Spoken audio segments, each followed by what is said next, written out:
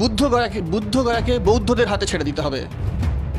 বুদ্ধগয়ার পরিচালন সমিতি থেকে ব্রাহ্মণদেরকে সরিয়ে দিতে হবে এবং তা পরিচালনা করার জন্য সম্পূর্ণরূপে বৌদ্ধ ধর্মের অনুগামীদের হাতে তুলে দিতে হবে, এমনই দাবি নিয়ে ভারতবর্ষ জুড়ে শুরু হয়েছে আন্দোলন। বৌদ্ধ গয়া যে ব্রাহ্মণরা পরিচালনা করছে, মানে বৌদ্ধ গয়া নিশ্চয়ই পরিচালন ট্রাস্ট আছে এবং সেই ট্রাস্টের মধ্যে ব্রাহ্মণরা এলো কী করে? আমরা জানি যে মসজিদের যে ট্রাস্ট আছে ওয়াকফ বোর্ডে তো ব্রাহ্মণরা নেই, নন মুসলিমরাও নেই, কিন্তু এই বৌদ্ধদের তো এটা তো স্বতন্ত্র একটি জায়গা। বৌদ্ধ ধর্ম আলাদা, হিন্দু ধর্ম আলাদা, ইসলাম ধর্ম আলাদা, খ্রিস্টান ধর্ম আলাদা এবং প্রত্যেকটা ধর্মের আলাদা আলাদা নিজস্ব নিয়মকানুন আছে, রীতি আছে এবং সেই রীতি অনুযায়ী সেই সমস্ত ধর্মস্থানগুলো পরিচালনা হয়। তো বৌদ্ধ গয়া হচ্ছে একটি আলাদা ধর্মস্থান এবং সেখানে এই ব্রাহ্মণরা বা অন্য ধর্মের মানুষেরা সেখানে এলো কী করে? 1949 সালে জওহরলাল নেহেরুর সময় একটা আইন আনা হলো, যেটাকে বলছে বিটি অ্যাক্ট 1949। ওই আইনে বলা হলো, কারণ তখন বুদ্ধিস্টরা তেমন করে জাগরুক হয়নি। বাবা সাহেব 56 সালে গিয়ে সদ্ধর্মে প্রত্যাবর্তন করছেন, আর এটা 49 সাল, মানে তখন বুদ্ধিস্টদের সংখ্যা হাতে গোনা, তারা অতটা জোরালোভাবে তাদের দাবি করতে পারেনি। যার ফলে জওহরলাল নেহেরু উনি কী করলেন, একটা ট্রাস্ট গঠন করলেন, অ্যাক্ট গঠন করলেন। সেই অ্যাক্টের আওতায় এলো যে বুদ্ধ গয়া, ওখানে যেহেতু ব্রাহ্মণরাও দাবি করছে আমাদের পবিত্র স্থল, বৌদ্ধদের তো ইতিহাস খাড়া হয়ে রয়েছে, সম্পূর্ণ ইতিহাস তারা ছাড়বে না, সেই জন্য যে 4 জন বুদ্ধিস্ট থাকবে আর 4 জন ব্রাহ্মণ থাকবে। এইভাবে কিন্তু তখন ওটা ব্রাহ্মণ্যবাদীদের হাতে চলে যায়, বা বলা ভালো ব্রাহ্মণদের কবজায় চলে। বুদ্ধগয়াকে বৌদ্ধদের হাতে ছেড়ে দিতে হবে। বুদ্ধগয়ার পরিচালন সমিতি থেকে ব্রাহ্মণদেরকে সরিয়ে দিতে হবে এবং তা পরিচালনা করার জন্য সম্পূর্ণরূপে বৌদ্ধ ধর্মের অনুগামীদের হাতে তুলে দিতে হবে, এমনই দাবি নিয়ে ভারতবর্ষ জুড়ে শুরু হয়েছে আন্দোলন। বৌদ্ধ গয়া পুনরুদ্ধারের আন্দোলন বললেও এটিকে কম বলা হবে না। এই আন্দোলনে পৃথিবীর বিভিন্ন দেশ থেকে মানুষেরা আসছেন এবং ভারতবর্ষের বিভিন্ন রাজ্য থেকে বহু সংগঠন সম্মিলিতভাবে আগামী 12ই মে বুদ্ধগয়াতে সমবেত হতে চলেছে। আর এই সমাবেশকে সফল করার জন্য পশ্চিমবঙ্গ থেকেও একটি পদযাত্রা শুরু হচ্ছে আগামীকাল এবং এই পদযাত্রা বুদ্ধগয়ায় গিয়ে পৌঁছাবে 12ই মে আন্দোলনকে বা সমাবেশকে সফল করার জন্য। এই আন্দোলনের অন্যতম নেত্রী পশ্চিমবাংলার যিনি আছেন তিনি আমাদের সঙ্গে আজকে উপস্থিত রয়েছেন। আমি তার বাড়িতে এসেছি এবং তিনি হচ্ছেন স্বস্তি সর্দার ভৌমিক। তিনি পশ্চিমবাংলার এই আন্দোলনকে আগামীকালকে যে পদযাত্রা রয়েছে কলকাতা থেকে তার নেতৃত্ব দিবেন। আমরা তার কাছ থেকে শুনব যে এই বুদ্ধ গয়াতে যে পদযাত্রা আপনারা করছেন, এই পদযাত্রার মূল উদ্দেশ্য কী? স্বস্তিদি। ধন্যবাদ স্যার। জয় ভীম বন্ধুরা। এর উদ্দেশ্য বলতে আমি একটু ছোট করে তার ব্যাকগ্রাউন্ডটা বলি। অল ইন্ডিয়া বুদ্ধিস্ট ফোরাম, তার যিনি সভাপতি আকাশ লামাজি, উনি প্রথম এই আন্দোলনটা শুরু করেন। কারণ উনি দেখেছেন যে বৌদ্ধ গয়া সাধারণত কী হয়, যে ধর্মীয় প্রতিষ্ঠান সেই ধর্মের মানুষজনই পরিচালন সমিতিতে থাকেন এবং এটাই খুব স্বাভাবিক এবং ন্যায্যত ব্যাপার। কিন্তু বৌদ্ধ গয়ার ক্ষেত্রে দেখা যায় বিষয়টা সম্পূর্ণ অন্য। সেখানে বৌদ্ধ গয়া পরিচালন করছে ব্রাহ্মণ্যবাদীরা, বা খুব পরিষ্কারভাবে বলা ভালো ব্রাহ্মণরা। তারা পুরো বৌদ্ধ গয়াকে কবজা করে রেখেছে, যেটা বুদ্ধিস্টদের পবিত্র ভূমি, যেখানে তথাগত গৌতম বুদ্ধ ওখানে জ্ঞানলাভ করেছেন, সেই জায়গাটাও তারা কবজা করে রেখে দিয়েছে। আকাশ লামাজি যখন বৌদ্ধ গয়াকে ব্রাহ্মণ্যবাদীদের হাত থেকে মুক্ত করার জন্য আন্দোলন শুরু করলেন, তিনি বিভিন্ন ভারতের বুদ্ধিস্ট সংগঠনের সঙ্গে কথা বললেন। তখন অল ইন্ডিয়া বুদ্ধিস্ট ফোরামের সঙ্গে আরও 21টা সংগঠন এর সঙ্গে যুক্ত হয় এই আন্দোলনে। কিন্তু পরবর্তীকালে দেখা গেল, যখন এই আন্দোলন শুরু হলো, গত 12 ফেব্রুয়ারি 2025 থেকে এই আন্দোলন যখন শুরু হলো, এই ইস্যুটা সারা বিশ্বে ছড়িয়ে গেল। কারণ কি, বুদ্ধ ধর্ম এমন একটা শান্তি এবং মানবতাবাদী যুক্তিবাদী ধর্ম, যে ধর্মটা কিন্তু পৃথিবীর বহু দেশে তাদের রাষ্ট্রীয় ধর্ম বা দেশের যে মূল ধর্ম হিসাবে তারা মানেন। যার ফলে এই বিষয়টা আজকের দিনে আন্তর্জাতিক পর্যায়ে পৌঁছে গিয়েছে এবং প্রত্যেক জায়গা থেকে, প্রত্যেক দেশ থেকে, আপনি দেখুন আমেরিকা, লন্ডন, জাপান, তারপরে ফিনল্যান্ড, সমস্ত জায়গা থেকে আন্দোলন হচ্ছে এবং তারা দাবি করছেন যে এটা বৌদ্ধদের ন্যায্য দাবি, বৌদ্ধ গয়া পরিচালন সম্পূর্ণ বৌদ্ধদের হাতে যাওয়া উচিত। আমি একটা জিনিস জানতে চাইছি, সেটি হচ্ছে যে এতদিন ধরে বৌদ্ধ গয়া যে ব্রাহ্মণরা পরিচালনা করছে, মানে বৌদ্ধ গয়া নিশ্চয়ই পরিচালন ট্রাস্ট আছে এবং সেই ট্রাস্টের মধ্যে ব্রাহ্মণরা এলো কী করে? আমরা জানি যে মসজিদের যে ট্রাস্ট আছে ওয়াকফ বোর্ডে তো ব্রাহ্মণরা নেই, নন মুসলিমরাও নেই, কিন্তু এই বৌদ্ধদের তো এটা তো স্বতন্ত্র একটি জায়গা। বৌদ্ধ ধর্ম আলাদা, হিন্দু ধর্ম আলাদা, ইসলাম ধর্ম আলাদা, খ্রিস্টান ধর্ম আলাদা এবং প্রত্যেকটা ধর্মের আলাদা আলাদা নিজস্ব নিয়মকানুন আছে, রীতি আছে এবং সেই রীতি অনুযায়ী সেই সমস্ত ধর্মস্থানগুলো পরিচালনা হয়। তো বৌদ্ধ গয়া হচ্ছে একটি আলাদা ধর্মস্থান এবং সেখানে এই ব্রাহ্মণরা বা অন্য ধর্মের মানুষেরা সেখানে এলো কী করে, একটু যদি সংক্ষেপে বলেন। অনাগরিক ধম্মপাল তিনি শ্রীলঙ্কার মানুষ, কিন্তু বুদ্ধিস্ট। তা উনি বৌদ্ধ ধর্ম নিয়ে যখন বিভিন্ন গ্রন্থ অধ্যয়ন করছেন, তখন উনি দেখলেন যে এটা উনি জানতেন যে বুদ্ধের আসল, বুদ্ধিস্টদের বা বৌদ্ধদের আসল পবিত্র স্থল ভারত।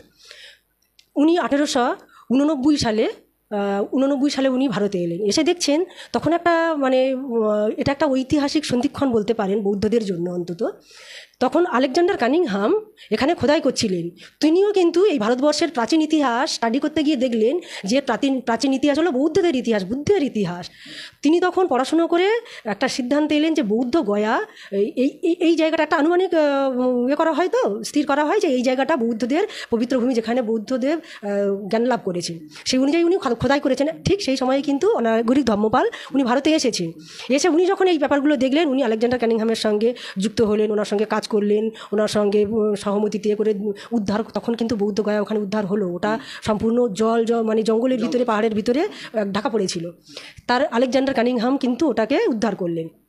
তখন ভারত থেকে বহিরাগত আর্যরা তারা কিন্তু প্রথমে ভারতে এসে এই বৌদ্ধদের উপরেই আক্রমণ সানিয়েছে, এদেরকে একদম পুরো লুপ্ত করে দিয়েছে। ওই জন্য বুদ্ধের যে জন্মস্থান, যেখানে তার ধর্মের ভিত্তিভূমি, সেখান থেকে বৌদ্ধরা বিলুপ্ত হলো কী করে? এ তো সম্পূর্ণ ইতিহাস আছে।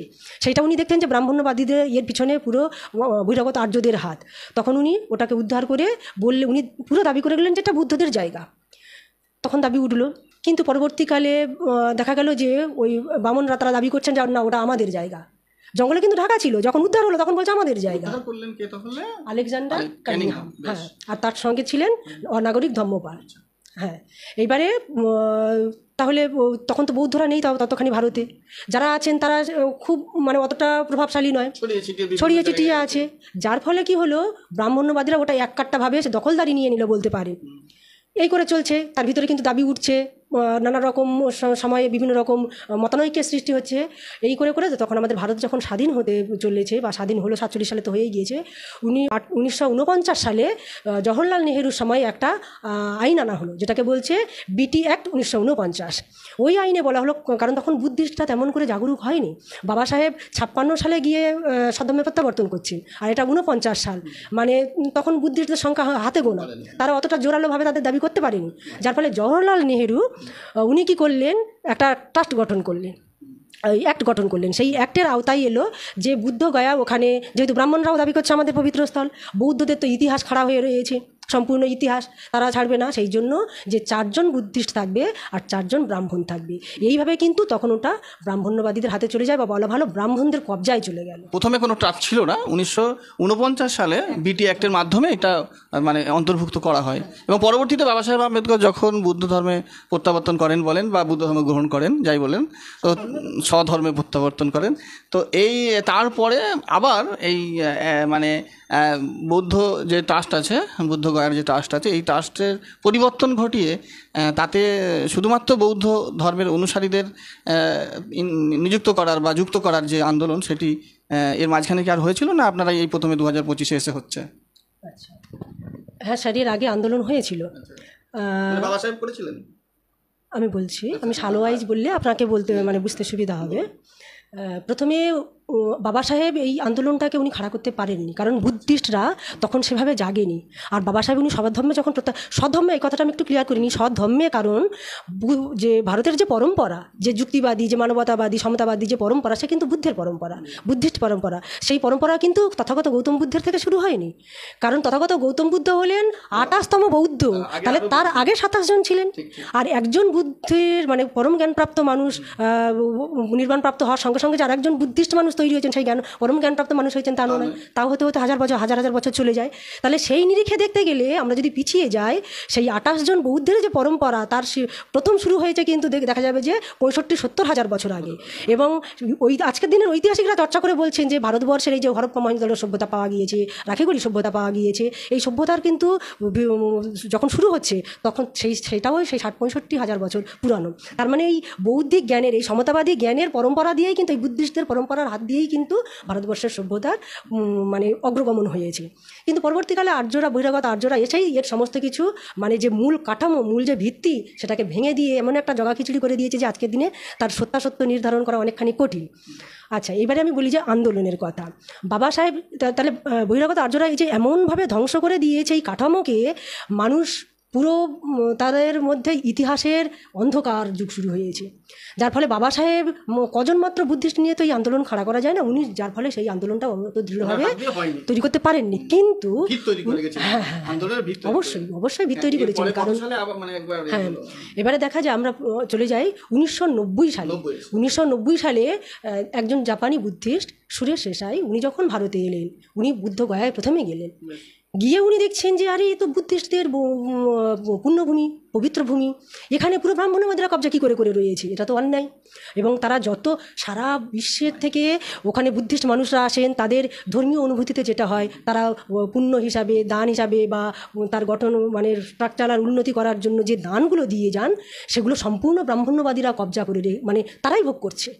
এবং এখানে আপনাকে আরেকটা তথ্য আমি দিয়ে রাখি স্যার, এই যে রাম মন্দির তৈরি হলো, এই রাম মন্দিরে বৌদ্ধ গয়ার থেকে কয়েক কোটি টাকা গিয়েছে দান হিসাবে। তাই সেটা কি বুদ্ধিস্টরা পাঠিয়েছে? অবশ্যই নয়।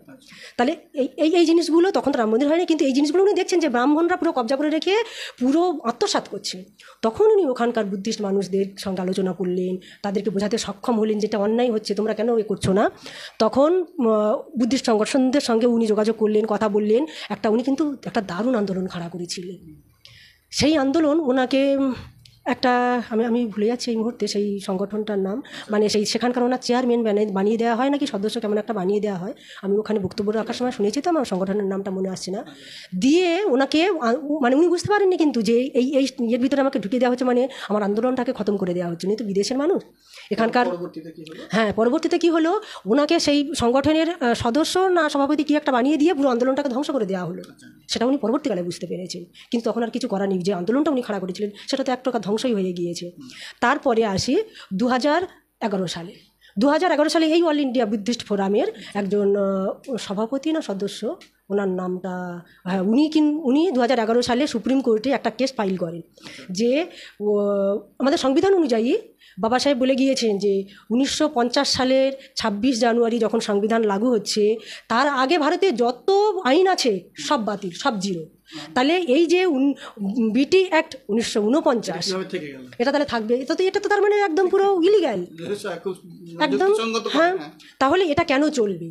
তখন উনি সুপ্রিম কোর্টে একটা কেস দাখিল করলেন যে বৌদ্ধ গয়ার পরিচালন, বিটি অ্যাক্ট খতম করতে হবে, বৌদ্ধ গয়ার পরিচালন বৌদ্ধদের হাতে দিতে হবে। এই কথাটা কিন্তু উনি প্রথম বললেন। বলে উনি যখন সুপ্রিম কোর্টে কেস করলেন, সেই কেসের শুনানি কিন্তু কোনোদিন হলো না। এবং ওনাকে শুধু জানিয়ে দেওয়া হলো এ তো রাজ্য সরকারের ব্যাপার, বিহার সরকারের ব্যাপার, সুপ্রিম কোর্টের কিছু করতে পারবে না বলে সেই কেস তারপরে যতবার দরবার হয়েছে কোনো শুনানি হয়নি, কোনো দিন কোর্টে কেস আসেনি। এবং একাধিক কেস হয়েছে বিভিন্ন সংগঠনের মাধ্যমে, কোনো দিন শুনানি হয়নি। একটা শুনানি হলে মানে কথা উঠলে তবেই তো তার সুরাহা হবে, কিন্তু সেটা কোনো দিন হয়নি। আমি স্বস্তিদি, আপনার কাছে আমি আরেকটা জিনিস জানতে চাইছি যে এরপরে যে 2025 সালে এই যে আন্দোলনটা শুরু হয়েছে, এই আন্দোলনে কোন কোন সংগঠন নেতৃত্ব দিচ্ছে সেটা যদি আপনি বলতে পারেন একটু, মানে কারা কারা আছেন ইত্যাদি। আচ্ছা, অল ইন্ডিয়া বুদ্ধিস্ট ফোরামের নেতৃত্বে শুরু হয়েছে, কিন্তু 21টা সংগঠন এর সঙ্গে যুক্ত হয়েছে। তার মধ্যে অন্যতম হলো আমাদের রাষ্ট্রীয় বৌদ্ধ মহাসভা, আমি যার সঙ্গে যুক্ত। আমি রাষ্ট্রীয় বৌদ্ধ মহাসভার রাষ্ট্রীয় সচিব প্রভারী। তো আমি এই যে আন্দোলনটা শুরু হলো এবং এখানে একটা খুব তাৎপর্যপূর্ণ বিষয়, সেটি হচ্ছে যে বুদ্ধগয়াকে বৌদ্ধদের হাতে ছেড়ে দিতে হবে, এটা হচ্ছে মূল দাবি।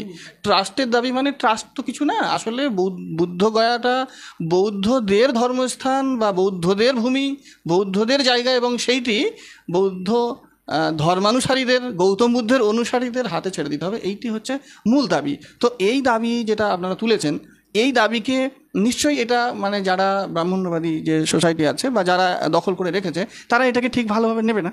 যেমন আপনারা জানেন যে ইতিমধ্যেই আমরা দেখেছি যে ওয়াকফ সংশোধনী আইন তৈরি হয়েছে, এবং ওয়াকফ সংশোধনী আইনে কি বলা আছে যে ওয়াকফ বোর্ডে কেবলমাত্র মুসলমানরা থাকে এবং সেখানে অন্যদেরকে কমপক্ষে 2জন অমুসলিমকে ঢোকাতে হবে। এরকম একটি প্রত্যেকটা স্টেটের কমিটিতে এরকম একটি তারা সংশোধনীতে লিখেছে। তো এই আপনাদের এই আন্দোলনের সঙ্গে এই ওয়াকফ সংশোধনী বিলের কোনো সংযোগ আছে বলে কি আপনার মনে হচ্ছে? খুব সুন্দর আপনি প্রশ্ন তুলেছেন স্যার। এই যে বৌদ্ধরা এই যে আন্দোলন শুরু করেছে, ওয়াকিবহাল মহলের কিন্তু এটা একটা মত যে এই ওয়াকফ বিল কিন্তু এই বৌদ্ধগয়া বাঁচাও আন্দোলনের পরে আনা হয়েছে। এখানে কিন্তু ঘুরিয়ে ওই বৌদ্ধদের আন্দোলনটাকে ধ্বংস করার একটা চক্রান্ত। কিভাবে? কারণ কি, এখানে ব্রাহ্মণ্যবাদীরা যুক্ত হয়ে রয়েছে, সেখান থেকে বৌদ্ধরা চাইছে তাদের দাবি যে ব্রাহ্মণদের হটানো হোক, বৌদ্ধদের ন্যায্য দাবি যে বৌদ্ধদের যে পবিত্র স্থল সেটা বৌদ্ধরা পরিচালন করবে। সেই জন্য পরবর্তীকালে সরকার এই আন্দোলনটাকে দমন করার জন্য, একেবারে মিনিংলেস করে দেওয়ার জন্য ওয়াকফ বোর্ডে বলছে যে সেখানে অমুসলিম থাকবে। তার মানে কি, তারা তখন দাবি করতে পারবে, বলতে পারবে, এটা একবার যদি পাশ করিয়ে আনতে পারে তখন তারা বলতে পারবে যে ওই তো ওয়াকফ বোর্ডেও তো সেখানে নন মুসলিম রয়েছে, তাহলে বৌদ্ধ গয়াতেও রয়েছে, এটা তার মানে তোমাদের আন্দোলন। একটা প্রিয় দর্শক, এখানে একটা দারুণ প্রসঙ্গ উঠে এলো, সেটি হচ্ছে যে যদি মানে ওয়াকফ বোর্ডের এই যে ওয়াকফ সংশোধনী আইনটা যদি লাগু করতে পেরে যায়, তাহলে ভারতবর্ষ জুড়ে যে বৌদ্ধিস্টদের যে মুভমেন্ট, বৌদ্ধ স্তূপ, বৌদ্ধ বিহার, বৌদ্ধ যা কিছু আছে সব কিছুর পরিচালন কমিটিতে বুদ্ধিস্টদের হাতে থাকতে হবে, এবং সেখানে বিধর্মীরা মানে অর্থাৎ যারা অবৌদ্ধ তারা সেখানে থাকতে পারবে না। এই যে দাবিটা বুদ্ধিস্টরা তুলছে সেটিকে নস্যাৎ করে দেওয়া যাবে এবং সেটিকে আইনগতভাবে ধ্বংস করে দেওয়া যাবে। অর্থাৎ মুসলমানদের এই ওয়াকফ সংশোধনী আইনটা যদি তারা কার্যকর করতে পারে, তাহলে সেইটা দেখিয়ে তারা বলবে যে দেখো এটা একটা আইন আছে, সুতরাং তোমাদের এখানে তো থাকবে। তো এটা খুব দারুণ একটা প্রসঙ্গ উঠে এলো। যাই হোক, আমরা আলোচনা করছি স্বস্তি সর্দার ভৌমিকের সঙ্গে, যিনি রাষ্ট্রীয় সচিব প্রভারী রাষ্ট্রীয় বৌদ্ধ মঞ্চের।